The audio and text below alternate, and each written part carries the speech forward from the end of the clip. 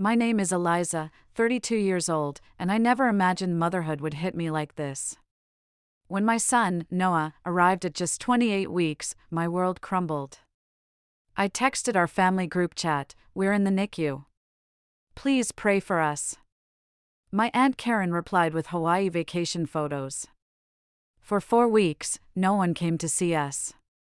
One day, in the hospital cafeteria, my phone lit up with 62 missed calls and a text from my brother Jake, "Answer. It's urgent." I called him back. Before I dive deeper, drop a comment below with where you're watching from. If you're moved by this, please like and subscribe to join our storytelling community. Life before Noah felt full.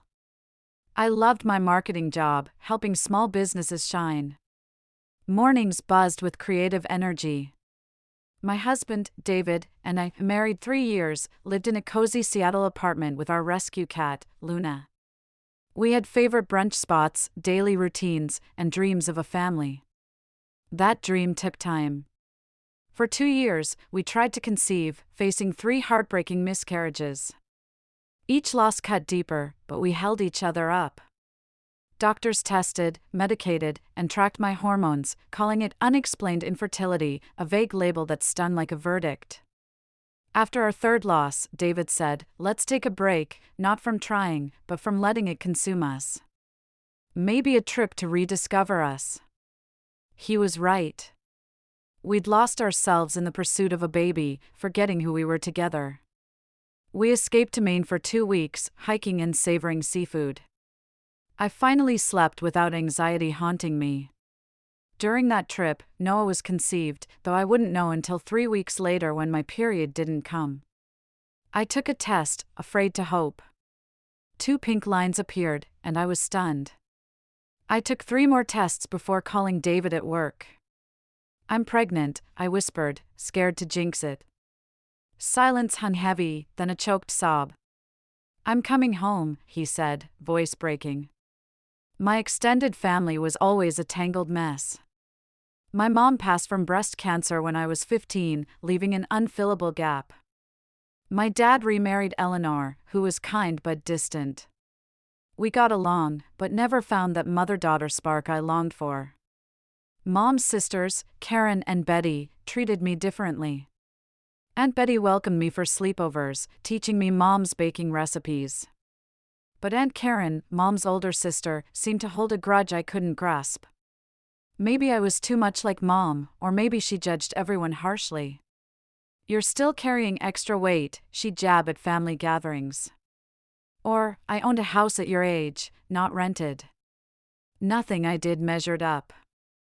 Her kids, my cousins, were always the shining examples I was supposed to chase. At a Sunday dinner at Dad's, I shared my pregnancy news.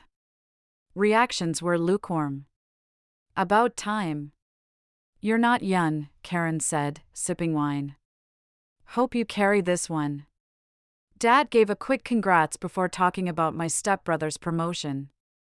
Only Jake, my younger brother, was thrilled, asking about names and due dates. "Don't let them get you down," David whispered as we drove home. "We'll be great parents, with or without them." I wanted to believe him, but their indifference left me empty. In my first trimester, I shared ultrasound photos in the family chat. Dad sent a thumbs-up emoji. Betty asked how I felt sometimes. Karen ignored me or switched topics. By my 2nd trimester, I stopped updating anyone except Jake, who always replied with excitement. When we found out we were having a boy, Jake mailed a tiny baseball glove with a note for his future MVP nephew. My growing belly brought joy and nerves. David and I took birthing classes, set up the nursery, and planned my leave. Everything felt on track. At 20 weeks, the anatomy scan showed a healthy boy, 10 fingers, 10 toes, all organs growing right. "This is the one," the doctor said with a smile. "Everything's perfect." I clung to her words, desperate to trust them. Each week felt like a win. Every appointment was a milestone. I devoured pregnancy books, followed nutrition and exercise tips, and spoke to my baby daily. "You're so loved," I'd say each night, hands on my bump. Take your time, grow strong. Those words would soon haunt me. At 27 weeks, trouble started. I woke at 3 a.m. with a stubborn backache, unrelieved by any position.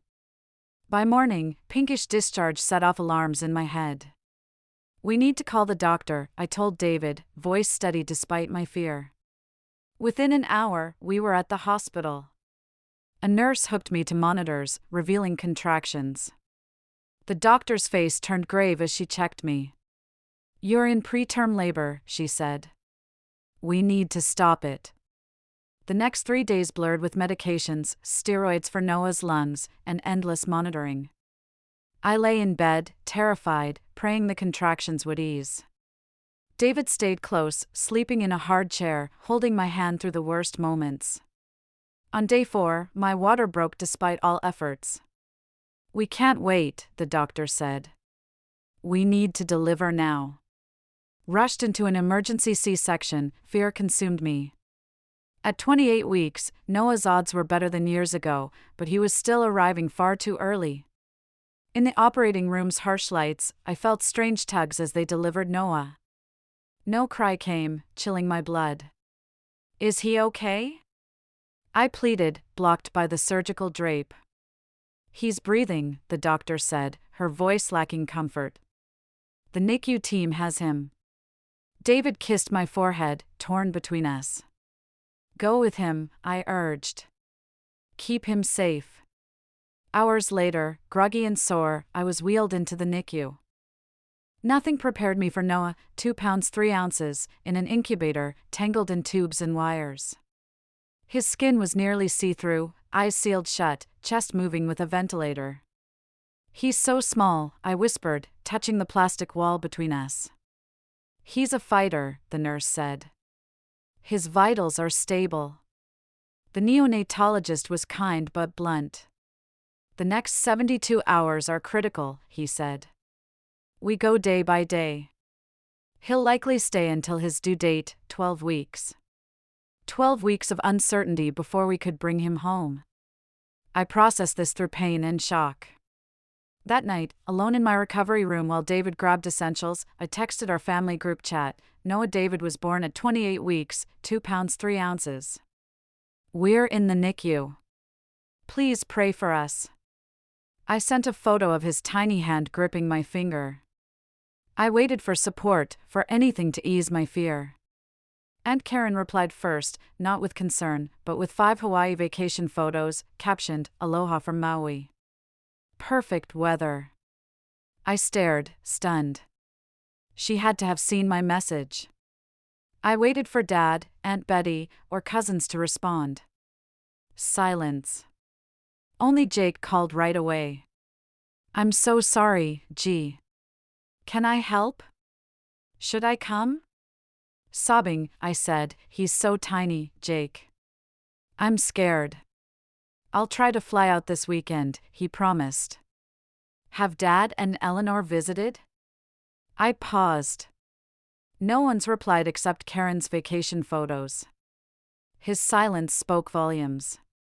That's wrong, he said. I'll call Dad and explain how bad this is. But even after Jake's call, responses were weak. Dad texted, sorry about the complications. Let us know if you need anything. No visit. Aunt Betty wrote, praying for him. Hospitals do wonders now. They seemed clueless, or didn't care. David was livid when I showed him. How can they be so cold? He's their family.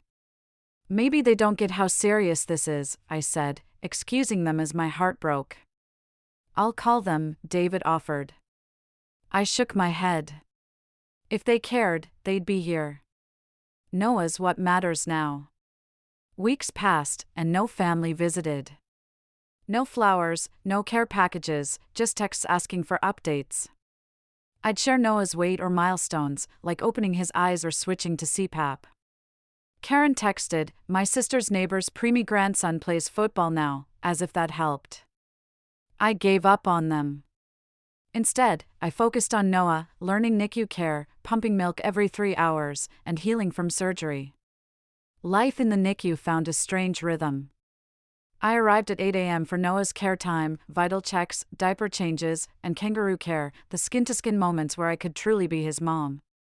The NICU felt like another planet, with its own rules and sounds, beeping monitors, whooshing ventilators, and hushed staff whispers. I learned to read Noah's monitor numbers, knowing which alarms were normal and which spelled trouble. I could rattle off his stats like a sports announcer: weight, oxygen levels, heart rate, feeding amounts. The nurses were my guides in this strange world.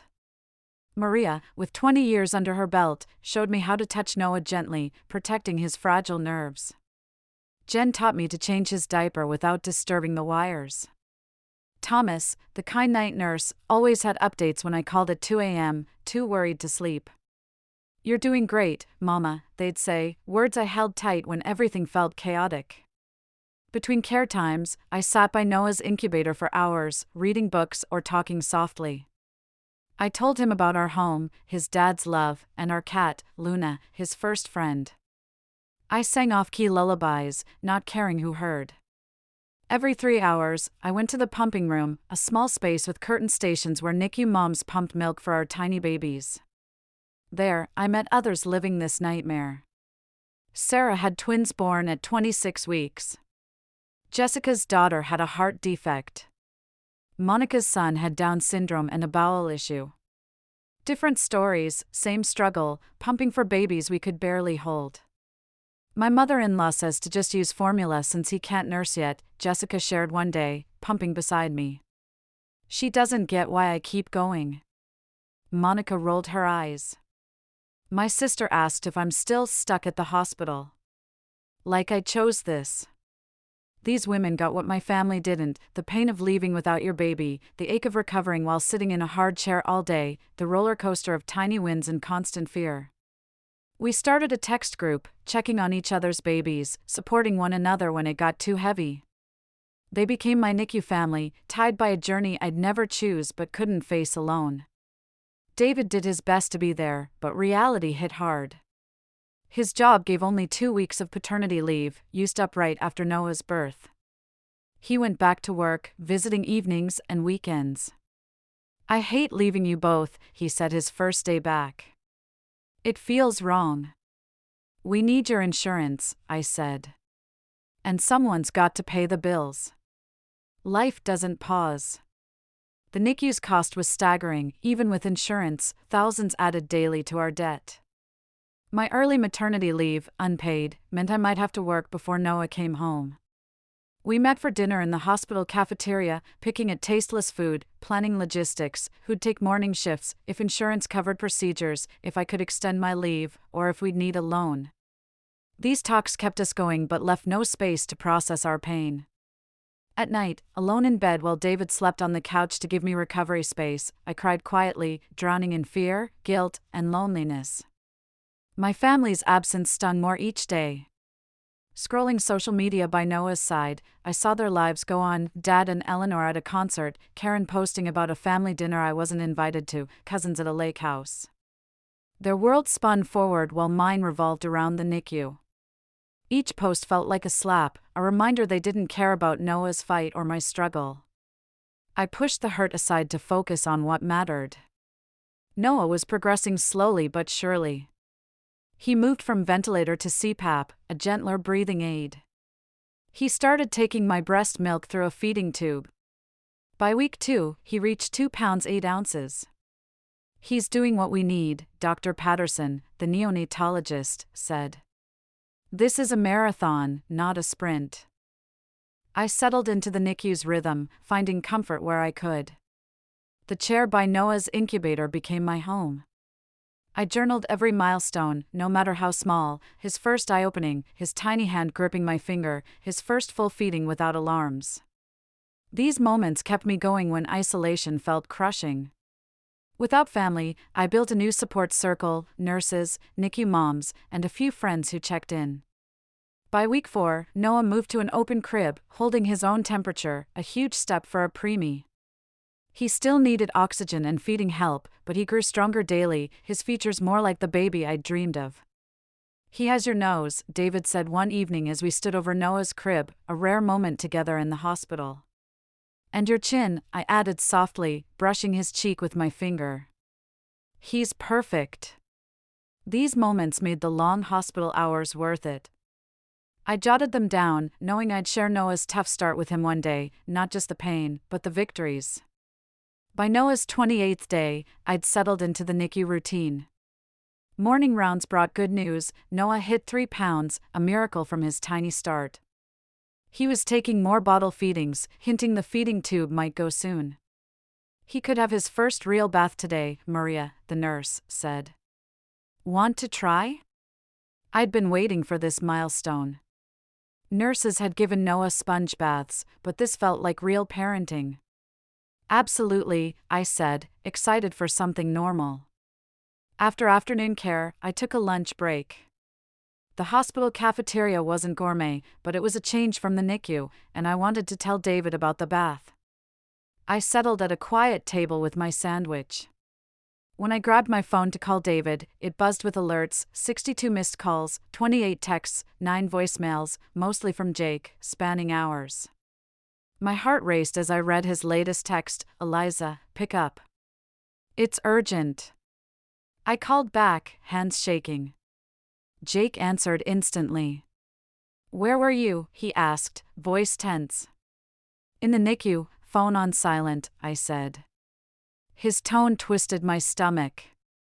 What's wrong? After a heavy pause, Jake said, Aunt Betty had a car accident this morning. It's bad, gee. They're not sure she'll make it. The world spun. Betty, one of the few kind relatives besides Jake, had at least texted about Noah, even if she hadn't visited. What happened? I asked. Drunk driver ran a red light, hit her side. She's got internal bleeding and a head injury. She's in surgery. Jake's voice broke. Everyone's at Memorial Hospital. Dad asked why you're not there. I laughed bitterly. He's asking me?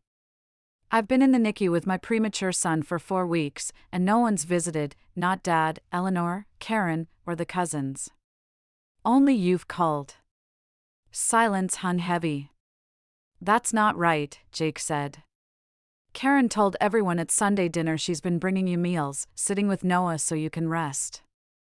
My stomach dropped. What? She's never been here. She said she visits 3 times a week? Jake's voice turned sharp.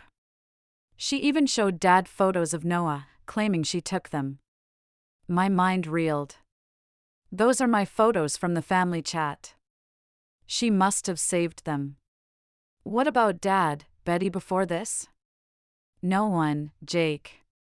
They knew where we were, how serious this is. No one came. My voice cracked under the betrayal's weight. Jake's breathing grew angry. I sensed something was off. Karen kept saying you wanted privacy, that you were tired of updates. That's a lie. I've sent updates every few days, mostly ignored. I didn't see those, Jake said. Maybe she made a separate chat without me. I heard him pace. This is unreal. Tears fell as nearby diners glanced over. I can't leave Noah for Memorial. He's too fragile. I get it, Jake said. I'll go, but this isn't over. They can't treat you and Noah like this. After hanging up, I sat frozen, my sandwich untouched. My family hadn't just ignored me, Karen had lied, pretending to help while I struggled alone. Why? How could everyone believe her without checking? Those nights I'd cried, wondering why they didn't care, now felt like a deeper betrayal. This wasn't neglect, it was deceit. I checked the time, Noah's afternoon care was nearing. Despite the shock of Karen's lies, my son came first. I'd deal with the hurt later. As I headed to the NICU, Jake texted, at Memorial now. Everyone's here. I'll update you on Betty and dig into Karen's mess. I took a deep breath, pushed through the NICU doors, and focused on Noah. He deserved a mom who could set aside her pain, and I was determined to be that for him. 2 days later, Jake showed up at the NICU, tired but resolute. He'd been bouncing between hospitals, checking on Betty, who survived surgery but was still critical, and coming to meet Noah for the first time. "Oh my God," he whispered, seeing Noah in his open crib. "He's so tiny." 3 pounds 2 ounces today, I said, beaming. "Almost a pound up from birth." Jake's eyes teared as he touched Noah's hand. "He's perfect, G. Just perfect." The nurse guided Jake through sanitizing for his first kangaroo care session. I watched his face shift from nervous to amazed as Noah rested on his chest. "I feel his heartbeat," he said softly. "It's so fast." "Normal for preemies," I reassured. "Their bodies work hard." Jake sat still for an hour, scared to jostle Noah. I snapped photos, capturing this love amid the chaos. When the nurse returned Noah to his crib, Jake looked heartbroken to let go. "I can't believe they haven't seen him," he said, anger flaring. "They haven't been here for you." His fury echoed mine. "What did you find out?" I asked, moving to the NICU family room for privacy. "It's worse than we thought," Jake said, rubbing his hair. "Karen's been cutting you off for months, maybe years. After your pregnancy news, she told everyone you wanted space, that you were too stressed for contact." I shook my head, stunned. Why would they believe her? "She was sneaky, convincing," Jake said. "She'd say, 'I spoke to Eliza, she needs privacy,' or 'she's swamped with visitors.'" "No one called me to check?" Jake sighed. "You know our family, communication's been weak since Mom died. Karen's the oldest, so everyone trusts her as the matriarch." He showed me a secret family chat I wasn't in. Karen shared my photos, pretending she took them, and claimed I was too fragile for visits or calls. "She told Dad you didn't want him visiting because he'd remind you of Mom, and you couldn't handle that," Jake said. "That's ridiculous," I said, voice rising until a nurse glanced over. I quieted. "I'd have given anything for support these weeks." "I know," Jake said, squeezing my hand. "They know now, too. At Memorial, when they asked why you weren't there, I told them you've been alone in the NICU, that no one visited, and you didn't even know about Betty because no one reached out." "How'd they take it?" Dad was shocked. "He said Karen told him you were fine, supported. Lisa was furious. Karen said the NICU had visitor limits, and you'd picked Dad and her. Each lie stung like a fresh wound. Family I grew up with let Karen control our ties during my darkest time. I want to face her," I said, resolve growing. "I want them to hear the truth." Jake nodded. "I figured. I set up a video call tonight in Betty's room. They want to see Noah and hear from you." Confronting them scared me, but I had to speak up for Noah and myself. That evening, with Noah asleep beside me, Jake called from Betty's room. On my screen, I saw them, Dad, looking older, Eleanor, hand on his shoulder, cousins Lisa and Mark, and Karen, her face blank, at the edge. "Eliza," Dad started, his voice heavy with feeling. "Jake says we've been misled about you." I tilted my phone to show Noah. "This is your grandson, Dad. Your nephew, Lisa and Mark. Your great-nephew, Karen. He's 4 weeks old, and none of you have met him." They gasped, seeing Noah's tiny form, wired to monitors. "He's beautiful," Lisa whispered.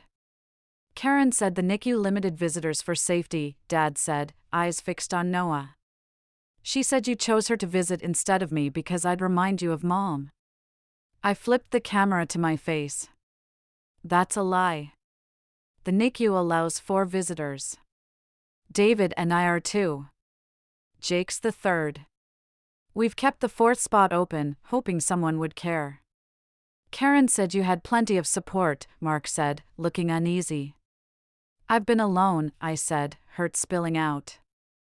"David works to keep our insurance." I'm here 12 hours a day, watching Noah fight to survive, with only Jake's calls for support. I pump milk every 3 hours, recover from a C-section, handle medical choices and insurance, all while scared Noah might not make it. None of you called me. Silence fell, heavy with guilt. Everyone but Karen looked shocked and sorry. Why, Karen? I asked, staring at her. Why lie? Why cut me off when I needed family?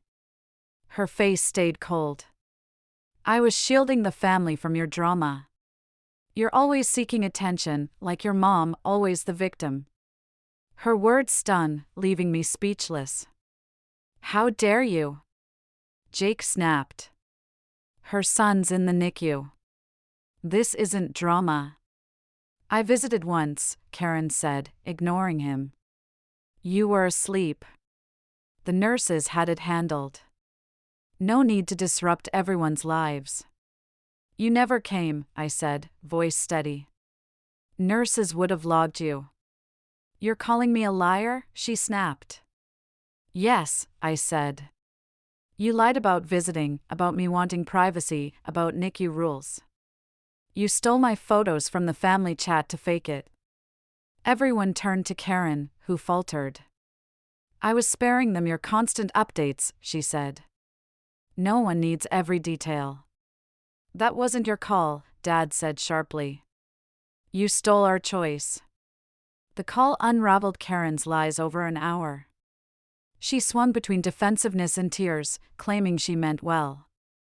By the end, boundaries were set. Dad and Eleanor would visit tomorrow, Lisa and Mark when Betty stabilized, and Karen's manipulation was done.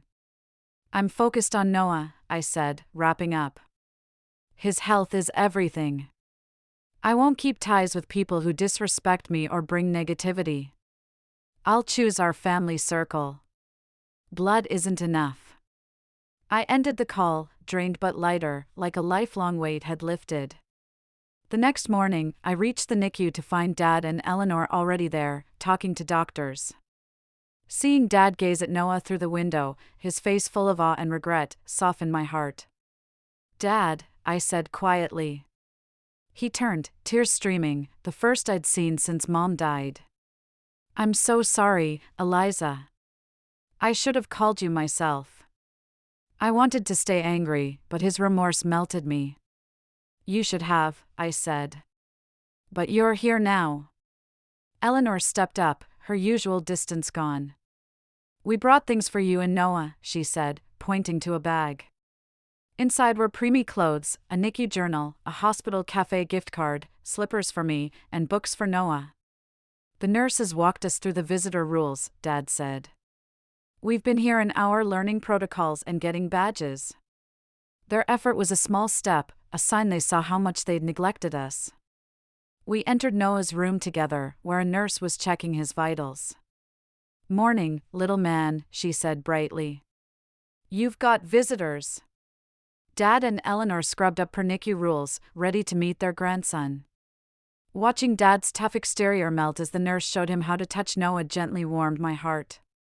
He knows your voice already, she said. Talk to him. Dad leaned close. Hey, Noah, he said softly. I'm your grandpa. Sorry I'm late, but I'm here now. That promise started a new chapter. Over weeks, as Noah grew stronger, my support grew too.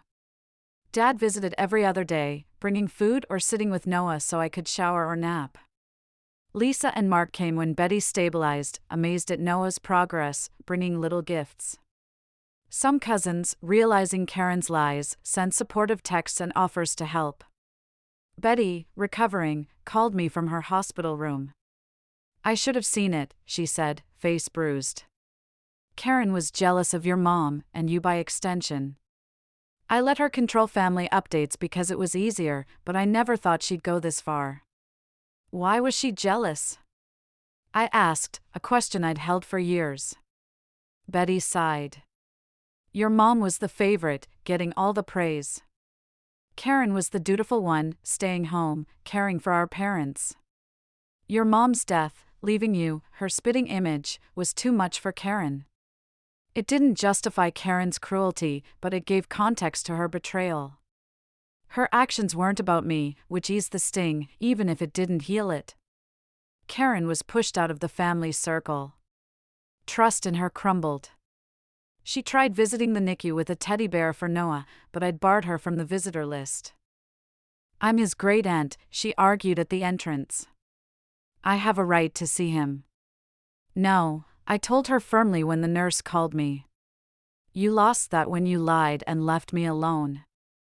Only those who support us get to see Noah. She left crying, later sending a long email defending herself. I deleted it. Some ties weren't worth keeping when they only brought pain. With family drama quieter, I focused on Noah. By week 6, he hit 4 pounds, taking most feeds by mouth, big steps toward home. The nurses, like family now, cheered his progress. Sophia, a nurse, shared her story.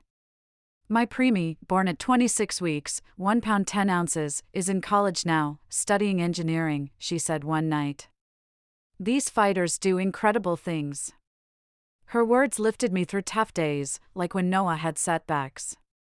He had bradycardia episodes, his heart rate dipping suddenly. One day, a cold meant back on oxygen. Another time, he struggled to suck and swallow, needing the feeding tube again. My new support system held us up. David's parents visited for 2 weeks, giving us a rare dinner out. My NICU mom friends stayed close. Jessica's daughter went home after 8 weeks. Monica's son moved to a specialty hospital post-surgery. Their wins fueled my hope for Noah. Jake was my rock, moving to Seattle, taking leave from his Chicago job. He brought me clothes, handled groceries for David, and sat with Noah, letting us rest together. This is family, Jake said when I tried to thank him. We show up, no matter what. His words hit hard, so different from the neglect I'd known from most of my extended family my whole life. The NICU reshaped what family meant to me. It wasn't about blood, it was about who stood by you in the toughest times. As Noah's discharge grew closer, I saw how much I'd changed. 7 weeks ago, I'd walked into the NICU scared and lost. Now, I was stronger, bolder, and clear on what mattered most. I learned to fight for Noah, questioning doctors and demanding clear answers. I set boundaries with toxic family, putting Noah's health and my peace first. I found strength I didn't know I had, facing weeks of fear without breaking. Most of all, I realized family is chosen. The bonds I built with NICU parents, kind nurses, my loyal brother, and my now-present dad were as real as any blood tie. After 8 weeks and 3 days, Noah was cleared to go home. At 5 pounds 2 ounces, he was tiny but met all discharge goals, holding his temperature, feeding by mouth, gaining weight, breathing on his own. Leaving the hospital was thrilling but scary. The monitors that tracked Noah's every move wouldn't come home. Joy mixed with worry about managing without the medical team. You're ready, Maria, the nurse said, helping pack Noah's things. You've trained for this. You know him best. The NICU staff drilled us on his care, infant CPR, spotting distress, giving vitamins and iron, and feeding techniques. Still, leaving the NICU felt overwhelming. What if we miss something? I asked David the night before, setting up the nursery. We'll handle it, he said, fixing Noah's special bassinet for reflux. We've got the pediatrician, follow-ups, and each other. We've got this, Eliza. His words steadied me. By morning, I was ready. Jake stayed over, cleaning and cooking a welcome home dinner. Dad and Eleanor filled our fridge with meals. David tailored the nursery for a preemie, not the full-term baby we'd planned for. Soft lamps replaced bright ones to protect Noah's eyes. A humidifier kept air moist for his lungs. We got a top-rated monitor to catch breathing changes. Leaving the hospital with Noah in his preemie car seat felt unreal. The world seemed too loud, too bright, too germy for him. David drove slowly, and I watched Noah's every breath from the back seat. Stepping through our apartment door with Noah felt like crossing into a new world. Jake, Dad, Eleanor, and Lisa waited inside, their faces glowing with quiet joy. Balloons bobbed gently in the corner, and a handmade "Welcome Home" Noah banner stretched across the wall, its bright letters a beacon of hope. They spoke in hushed tones, hands freshly sanitized, honoring the fragility of our moment. The air smelled faintly of lavender, a touch Eleanor had added to calm the space. "We won't stay long," Dad said, his voice soft but earnest, his eyes lingering on Noah's tiny form. After snapping a few photos, Noah's face peeking from his car seat, swaddled in a soft blanket, they hugged us gently and slipped out, leaving us to settle as a family of 3. Their departure felt like a gift, giving us room to breathe in this new chapter. The silence that followed was both calming and unnerving. For 8 weeks, Noah had lived in the NICU's constant hum, beeping monitors, the whoosh of ventilators, nurses' murmurs weaving a cocoon of sound. Now, our apartment felt too still, the clocks ticking a loud pulse in the quiet, like a heartbeat echoing in the emptiness. "What now?" I asked David, half laughing as we stood over Noah's bassinet, his tiny chest rising and falling under a knit blanket. David's arm wrapped around me, warm and steady, grounding me. "Now we live," he said, his voice a quiet promise, steady as a lighthouse in a storm. "One day at a time."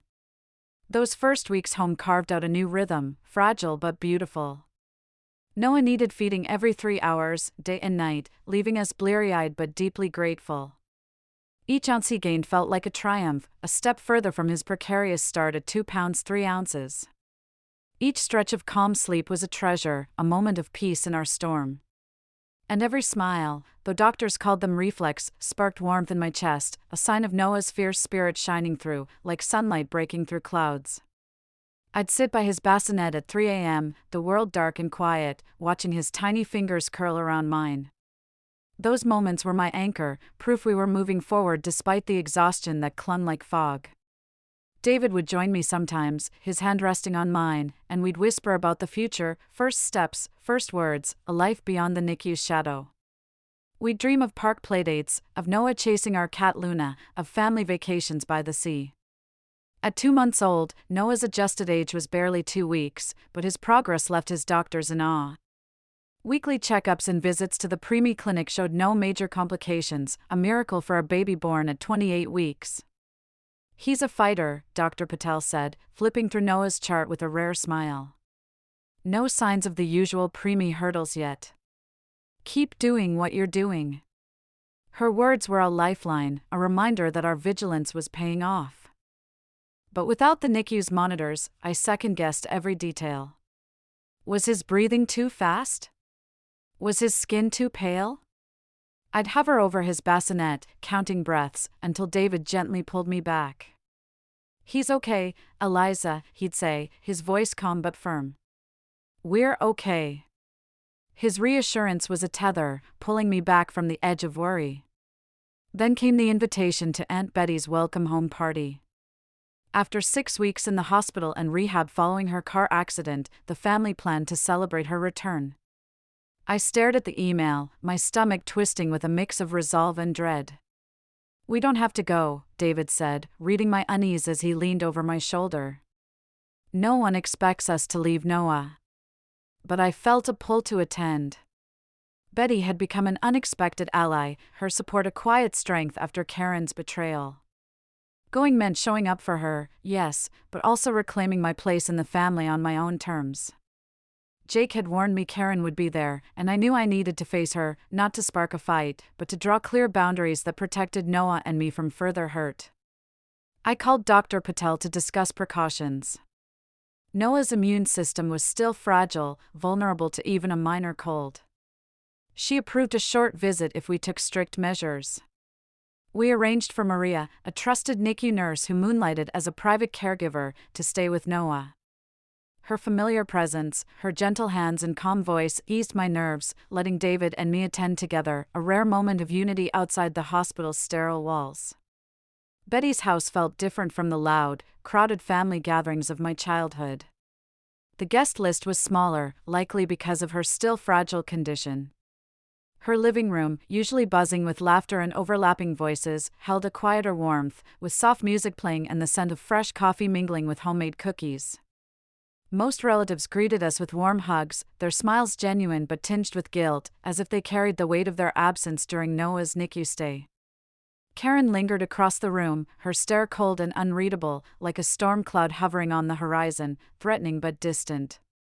Betty sat in a recliner, her legs still in casts, her face lighting up when she saw me.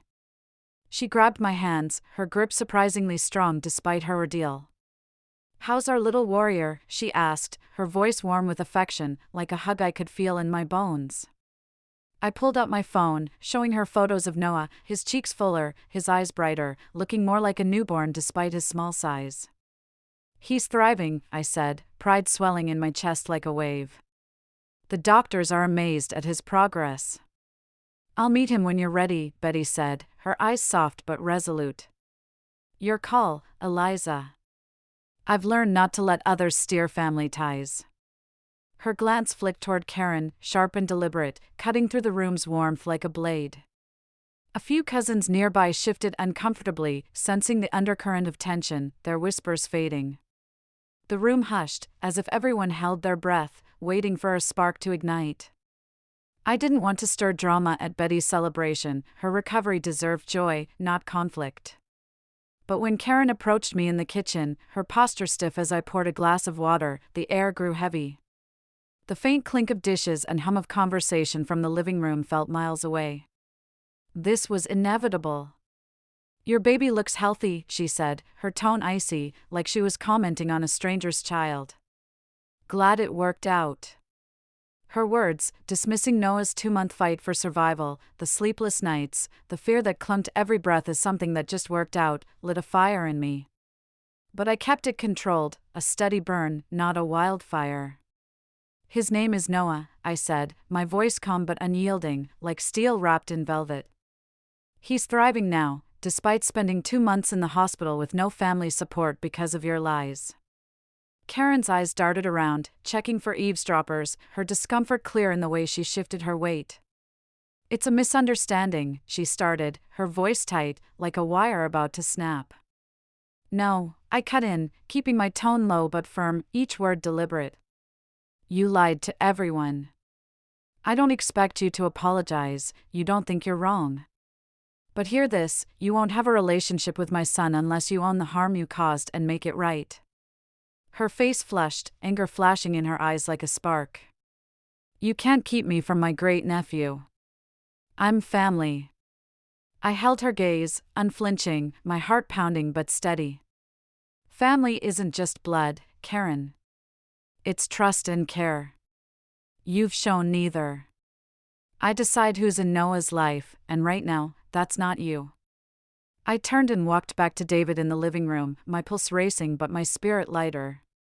Setting that boundary felt like reclaiming a piece of myself, a step toward healing from the betrayal that had cut so deep. David squeezed my hand, his silent support a steady anchor. As we prepared to leave early to get back to Noah, cousins approached, their voices soft, asking when they could meet him. I didn't dodge or soften my words like I once would have. "We're limiting visitors to protect his immune system," I said, my tone kind but firm, like a line drawn in the sand. "In a few weeks, we'll have a small welcome party for those who've supported us through this." I let the weight of that statement settle, clear but not cruel. Some cousins nodded, their faces showing they understood the trust we needed to rebuild, their eyes reflecting a quiet resolve to earn it.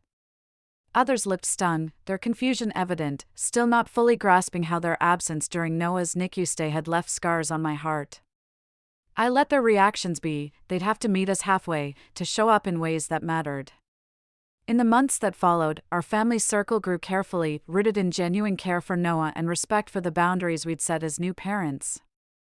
Dad and Eleanor became regulars at our apartment, their visits a steady rhythm of support that slowly mended old wounds. Dad would sit by Noah's bassinet, reading board books in his deep, gentle voice, his fingers brushing Noah's tiny hand. Eleanor brought casseroles, their savory warmth filling our kitchen, and knitted tiny hats for Noah's still small head, her quiet gestures speaking louder than words. Their consistency began to heal the trust Karen's lies had shattered.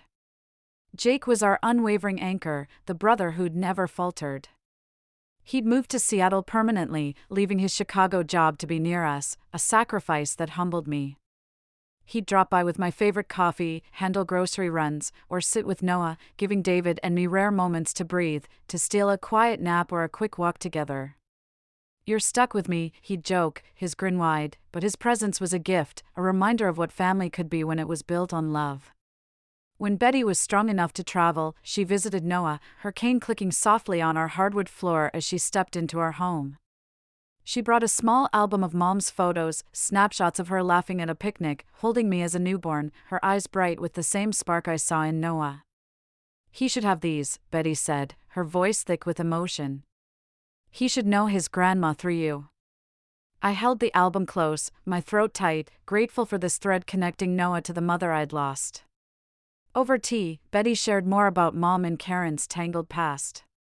Mom was the golden child, showered with praise and opportunities, while Karen, the dutiful older sister, stayed home to care for their aging parents, her sacrifices overlooked.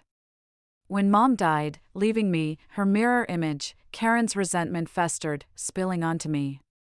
"It doesn't excuse what she did," Betty said, her voice firm, her eyes meeting mine.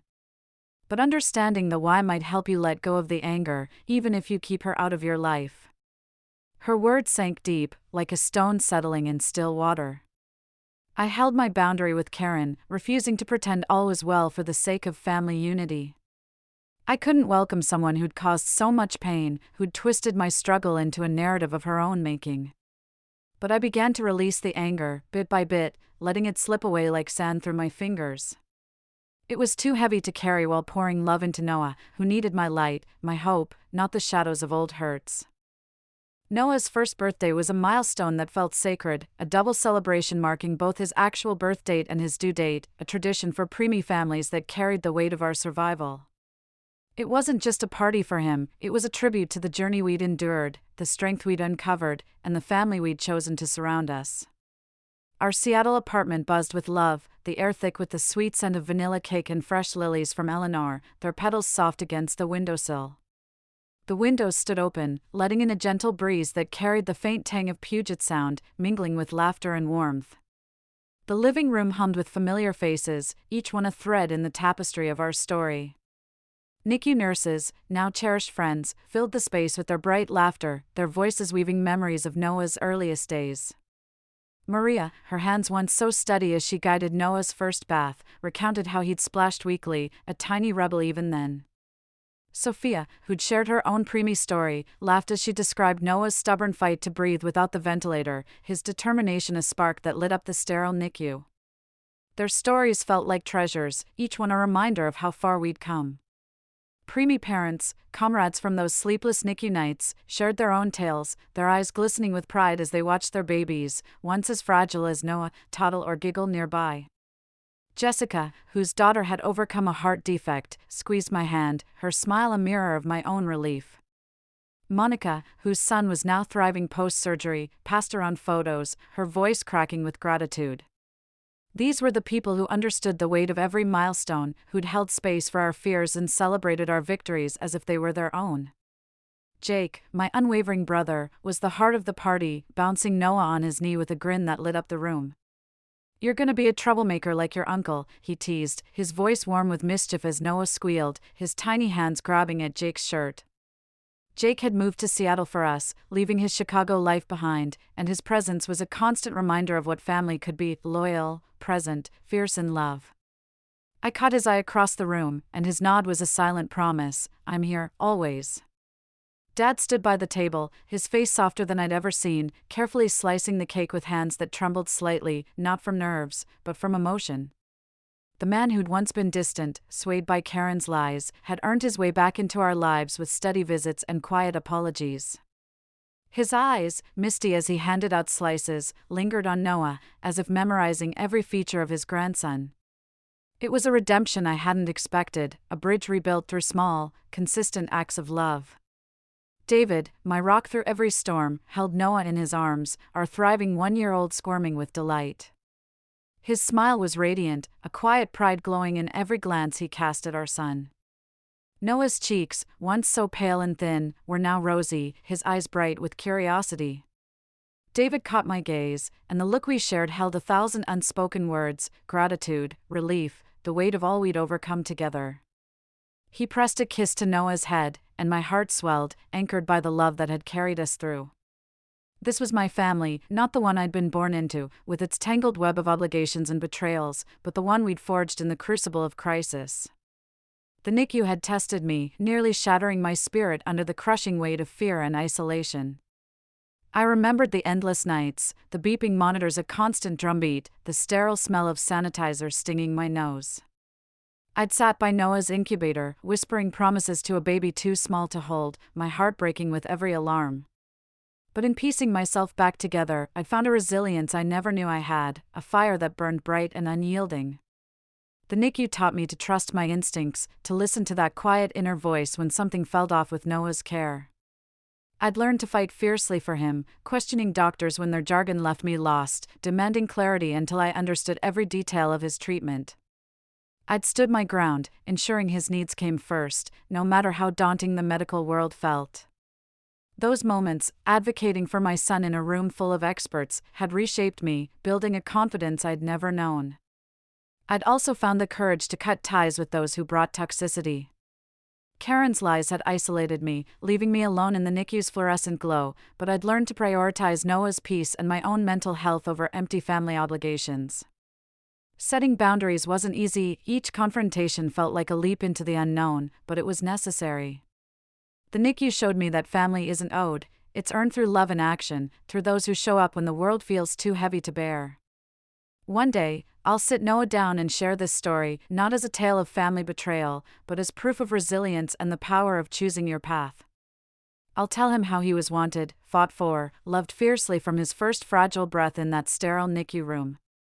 I'll describe the nights I sang off-key lullabies, my voice trembling, willing him to keep fighting. He'll know about Jake, who dropped everything to be our rock, about Dad's quiet redemption, about the nurses who became our lifeline, their hands steady when mine shook. He'll understand that family is built by those who choose you, through actions, not just words, and that he's surrounded by a circle chosen with care. Now, watching him take shaky steps across the living room, his tiny sneakers scuffing the hardwood, babbling sounds that hint at words, his eyes wide with wonder, I'm overwhelmed with gratitude for the grueling path that led us here. Noah's laughter, bright and unbridled, fills the room like music, chasing away the echoes of those NICU nights. His tiny hand grasps mine, his grip stronger than I ever imagined possible, and it feels like sunlight breaking through after a long storm. The NICU was a crucible, burning away the person I was, a woman weighed down by family expectations, unsure of her own strength. It forged someone new, someone brave enough to shape the life and family we deserved.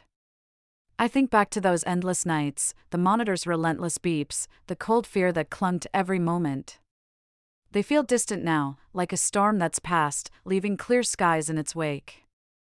Noah's joy, his curiosity, his resilience, they're the light that followed, the reason we kept fighting.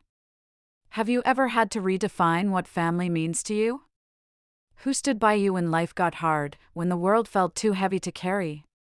Did their presence surprise you, catching you off guard with their steadfast love? Share your stories in the comments, I'd love to hear them, to know the moments that reshaped your world. If this story touched you, please like, subscribe, and share it with someone who might need to know they're not alone in their struggles. Thank you for hearing my journey, for walking this path with me through words. Our greatest challenges, the ones that threaten to break us, often reveal our deepest strengths, the ones that carry us forward into a life we never imagined possible.